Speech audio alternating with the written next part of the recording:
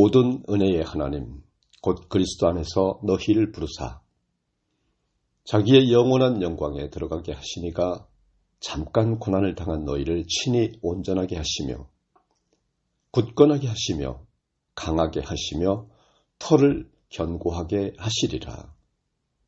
요즘 세상 돌아가는 걸 보면 나만 빼고 다 잘 돌아가는 것 같은 느낌이라 씁쓸한 때가 많습니다. 그래도 힘내세요, 여러분. 우리에겐 하나님이 있습니다. 말씀이 하나님이신 것을 믿으시면 아멘 하시기 바랍니다. 오늘 저와 여러분이 은혜 나눌 말씀은 베드로전서 5장 10절 말씀을 본문으로 한 끝내 이기리라입니다. 여러분, 한 주간 평안하셨습니까? 오늘 이 자리에 계신 한 분 한 분의 눈빛을 보니 세상이라는 거대한 정글에서 치열하게 전투를 치르고 온 흔적들이 고스란히 보입니다. 요즘 참 살기 팍팍하죠. SNS를 켜면 세상엔 왜 이렇게 다들 행복하고 잘난 사람들만 많은지 우울하고 어깨가 처지고 기가 팍팍 죽을 때가 많아요. 학생들, 청년들을 보면 독서실 구석이나 취업 준비방에서 내 인생은 패스가 아니라 페일인가 싶어 남몰래 눈물 훔치진 않으셨는지요. 직장인들 40이 넘고 50이 되어도 언제까지 이 짓을 해야 하나 싶고 내 집 마련은커녕 노후 준비라는 4글자 앞에만 서면 스르륵 작아지는 자신을 보며 한숨 쉬시진 않으셨습니까? 재능 풀어서 먹고 사는 문화예술 스포츠인들 내 재능은 여기까지야 라는 세상의 냉정한 평가나 부상 슬럼프 때문에 꿈을 접어야 하나 고민하며 뼈아프게 고립되어 계시진 않는지요. 그리고 무엇보다 우리 마음을 가장 시리게 하는 관계의 실패는 죽고 못 살던 연인에게 너 참 좋은 사람인데 라는 잔인한 거절을 당했거나 남들 다 잘하는 것 같았던 결혼 생활에 마침표를 찍고 나는 가정 하나도 제대로 지키지 못한 나고자라며 자책의 동굴 속에 깊이 갇혀 계신 분들도 아마 계실 겁니다. 경쟁에서 밀려나고 거절당하고 소중한 것들을 잃었을 때 찾아오는 그 참담한 고립감. 아, 이제 내 인생의 전성기는 끝났구나. 내 나이에 무슨 이런 생각이 들 때 우리는 마음의 셔터를 내려버립니다. 오늘 방구석 침대 위에서 혹은 마음의 깊은 지하 동굴 속에서 신음하고 계신 여러분에게 하나님께서 강력한 스포일러를 던지십니다. 오늘 설교 제목 끝내 이기리라. 오늘 본문 말씀을 통해 패배의 늪에서 우리를 건지시는 하나님의 반전 시나리오를 함께 한번 보시기를 원합니다. 먼저 성경 속의 종합 재난 세트인 욥과 처절하게 육신 속에 가시를 품은 바울을 보겠습니다. 우리는 흔히 성경 인물들은 우리와 다른 초인들이라고 생각합니다. 하지만 그들도 우리처럼 찢어지게 울었고 아프게 고립되었던 사람들입니다. 먼저 욥을 보십시오.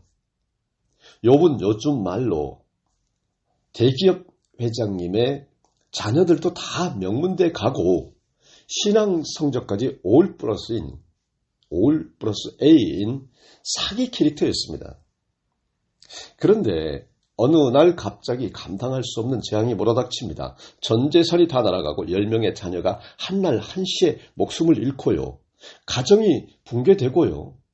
온 몸에는 약창이 나서 기와 조각으로 박박 몸을 긁어야 했습니다. 심장이 오그라들게 한 건 아주 잔인한 건 가장 가까운 사람들의 외면이었습니다. 아내는 하나님을 욕하고 죽으라며 모질게 떠나갔고 위로해 주겠다고 찾아온 친구들은 네가 죄를 지어서 벌받는 것이라며 손가락질을 했습니다. 완벽하고 철저한 고립이었습니다. 욥은 잿더미 위에 홀로 앉아 내가 태어난 날이 저주를 받았어야 했다며 밤새 울부짖었습니다. 또 한 명의 인물 바울은 어떻습니까? 그는 위대한 사도였지만 개인적인 삶은 그야말로 눈물겨웠습니다. 평생 결혼하지 않고 독신으로 외롭게 지냈고 노년에는 차가운 감옥바닥에서 겉옷 하나 없이 겨울을 나야 했습니다. 게다가 그에게는 평생을 괴롭힌 육체의 가시, 즉 심각한 질병이 있었습니다. 간질병이라고들 합니다. 남의 병은 기도로 잘만 고쳐주면서 정작 자신의 병은 못 고치니 주변에서 제 병도 못 고치면서 사도 맞냐 하고 비난하는 비아냥을 들었습니다. 바울이 이 가시를 없애달라고 하나님께 3번이나 간절히 기도했을 때 하나님의 대답은 노였습니다. 내 은혜가 네게 족하다. 이는 내 능력이 약한 데서 온전하였음이라. 고린도후서 12장 9절의 기록입니다. 사랑하는 여러분, 하나님은 왜 욥과 바울에게 이런 시련을 허락하셨을까요? 여러분, 하나님은 그들을 무너뜨리려 하신 게 아니라 그들의 인생틀을 더 견고하게 다지시는 중이었습니다. 욥은 고난의 터널 끝에서 내가 전에는 귀로만 들었으나 이제는 눈으로 주를 본다라고 고백했고, 바울은 그 약함 덕분에 교만하지 않고 끝까지 사명을 완수할 수가 있었던 것입니다, 여러분.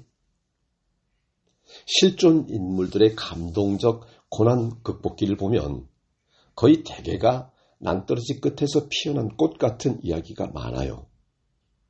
솔직히 성경 이야기가 너무 아득하게 느껴지긴 하죠.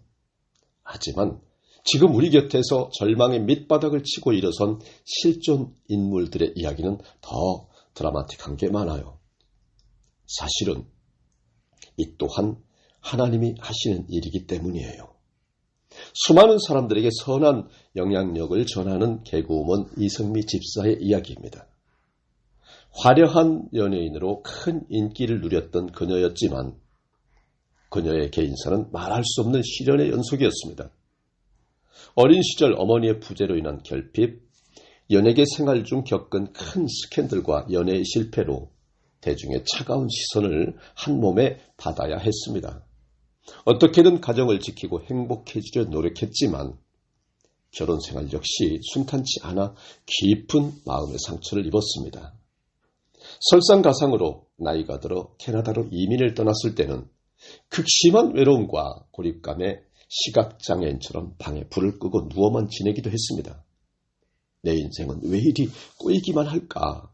왜 나는 남들처럼 평범하게 행복할 수 없을까? 엎친 데 덮친 격으로 유방암 선고까지 받았습니다.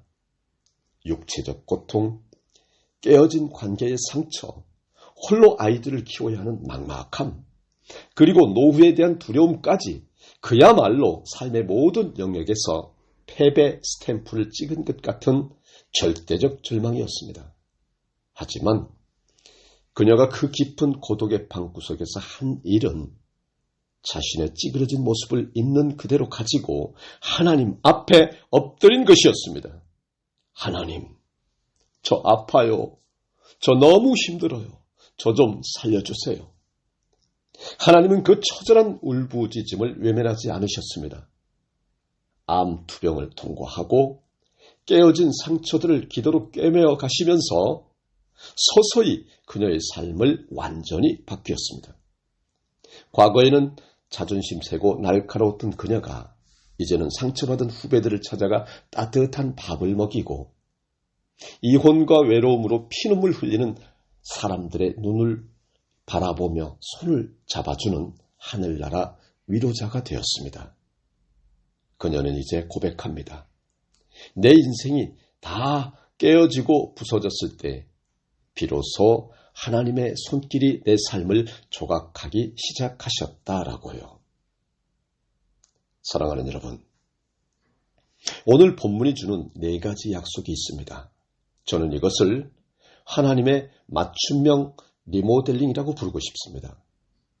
여러분, 세상은 우리가 실패하면 패배자, 나이 먹고 대책 없는 사람이라며 라벨을 붙이고 격리해버립니다. 하지만 오늘 본문 베드로전서 5장 10절은 우리가 고난 중에 고립되어 있을 때 하나님께서 친히 찾아오셔서 하실 맞춤형 리모델링 공정을 약속합니다. 하나님의 4단계 인생 리빌딩 공정은 이렇습니다. 첫째로 온전하게 하사입니다. 여러분, 연애 결혼 실패로 찢긴 마음과 찌그러진 자존감을 복원하신다는 말씀입니다. 두 번째, 굳건하게 하사입니다. 어떤 거절과 세상의 풍파에도 흔들리지 않는 영적 멘탈을 주신다는 말씀입니다. 세 번째, 강하게 하사입니다. 텅 빈 도장과 막막한 노후 앞에서도 결코 낙심하지 않을 영적 체력을 주신다라는 말씀입니다. 네 번째, 터를 견고하게 하사입니다.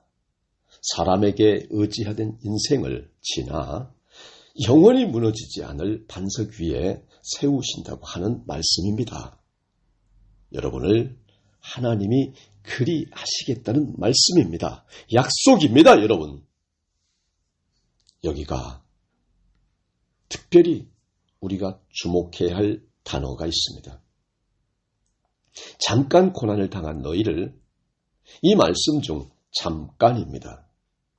내 나이가 벌써 몇인데 이 고통이 벌써 몇 년째인데 이게 무슨 잠깐이냐고 묻고 싶으실 겁니다. 하지만 영원한 하나님 영광의 스케일에서 보면 여러분이 지나는 이 어두운 터널은 인생이라는 영화에서 스쳐 지나가는 잠깐 한 장면일 뿐입니다. 이 약속, 이 말씀이 더 가슴 벅찬 사실은 이 일을 하나님께서 친히 하시겠다고 약속하셨다는 점입니다. 비서나 천사를 보내는 게 아니라 온 우주의 창조주께서 직접 여러분의 쓸쓸한 방구석으로 눈물로 적신 베갯잎 곁으로 찾아오셔서 못자국난 구멍난 손으로 친히 여러분을 만져주시겠다고 하는 것입니다. 할렐루야! 그러니 여러분은 자신의 삶에 대해 끝내 이렇게 말씀하실 것입니다. 지나고 보니 축복이었다라고. 오늘 말씀을 정리하겠습니다. 지금 실패감에 젖어 홀로 고립되어 계신 여러분, 당신은 버려진 게 아닙니다. 하나님은 지금 세상의 가짜 성공 방정식, 사람에게 목매던 인생 버릇을 지우시고 하나님의 진짜 축복을 채우시기 위해 잠깐 대기실에 머물게 하신 것입니다. 사랑에 실패하고 이별의 고통에 신음하고 계십니까? 나를 창조하신 분의 온전한 사랑을 경험할 때를 위한 준비 과정일 뿐입니다. 이혼과 가정의 깨어짐으로 자책하고 계십니까? 주님이 친히 여러분 찢어진 가정의 가정이 되어 아픔을 꿰매어 주실 것입니다. 그 고통 잠깐입니다. 더 좋은 곳으로 인도하기 위한 결코 잠깐입니다. 막막한 노후와 현실의 벽 앞에 무기력하십니까? 여러분, 내 통장의 잔고보다 더 크신 하나님의 공급하심을 경험할 타이밍입니다. 감사하세요. 낙심이라는 녀석이 찾아와서 내 인생은 여기서 끝났어 라고 속삭일 때 잠깐 눈을 감으시고 오늘 말씀을 방패 삼아 당당하게 외치십시오. 아니, 나 지금 하나님께 친히 인생 AS 받는 중이야. 두고 봐. 난 끝내 이길 거니까 라고요. 고난의 터널 끝에는 반드시 영광의 빛이 기다리고 있습니다. 여러분을 온전하게 하시고 굳건하게 하시고 강하게 하시고 털을 견고하게 하실 그 하나님을 신뢰하세요. 지금 고통은 잠깐뿐입니다. 곧 지나가요. 그리고 결국은 더 큰 행복의 시간에 도달한 나를 보게 될 거예요. 사랑하는 여러분, 이번 한 주도 어깨 당당히 펴고 끝내 이 길이라 선포하며 승리하시는 여러분이 다 되시기를 주님 이름으로 축복합니다. 다 같이 기도하시겠습니다. 사랑과 은혜의 하나님, 오늘 세상의 거절과 실패로 인해 마음이 산산조각 난 채 주님 앞에 나온 주의 자녀들을 긍휼히 여겨 주시옵소서. 연애와 결혼의 아픔으로 혹은 막막한 미래와 노후의 두려움으로 고립된 이들의 눈물을 닦아 주시옵소서. 욥과 바울이 겪었던 그 고난의 끝에 정금 같은 믿음을 주셨듯이 우리 성도들의 삶을 온전하고 견고케 하시어 마침내 끝내 이기었노라 찬송하게 하여 주시옵소서. 죄된 우리를 구원하시기 위해 대신 죽어주신 구주 메시아 예수 그리스도 이름으로 기도드립니다. 아멘.